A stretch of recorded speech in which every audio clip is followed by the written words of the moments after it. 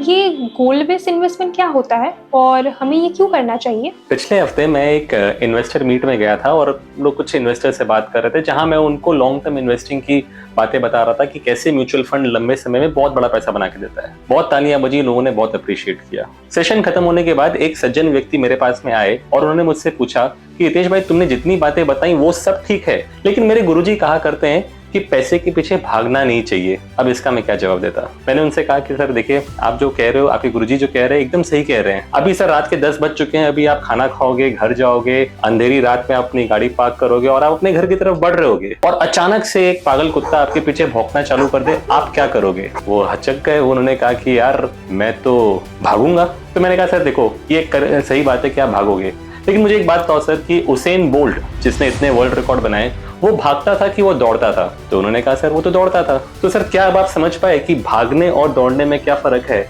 जब आप बिना किसी दिशा के, बिना किसी मकसद के आप भागते हो तो उसको हम भागना कहते हैं। बट उसेन बोल्ट जैसे एथलीट को पता था कि उसको 400 मीटर की दूरी 9 सेकंड में पूरी करनी है और उसके लिए वो सालों साल ट्रेन करता रहा, उसको हम कहते हैं दौड़ना। सो मेरा कहने का मकसद ये है कि आप जब भी पैसा कमाते हो, बचाते हो, निवेश करते हो, आपका हर निवेश किसी एक लक्ष्य के साथ जुड़ा होना चाहिए। अगर आप अंधाधुंध सिर्फ पैसा कमा रहे हो और निवेश कर रहे हो ये सोच के कि मैं और बड़े पैसे बनाऊं और पैसे बनाऊं, तो सर उसका कोई अंत नहीं है। वहां आपके गुरुजी सही कहते हैं कि आप पैसे के पीछे भाग रहे हो। लेकिन मैं सबको यही कहता हूं कि सर अपना एक निवेश का लक्ष्य रखिए कि मुझे रिटायरमेंट के लिए पैसे चाहिए, बच्चों की शादी के लिए पैसे चाहिए, और उसके हिसाब से पैसे जोड़िए, तब उसको कहेंगे सही मायने में निवेश करना, यानी कि पैसे के पीछे दौड़ना, ना कि अंधाधुंध भागना। Mutual fund investments are subject to market risk. Read all scheme related documents carefully.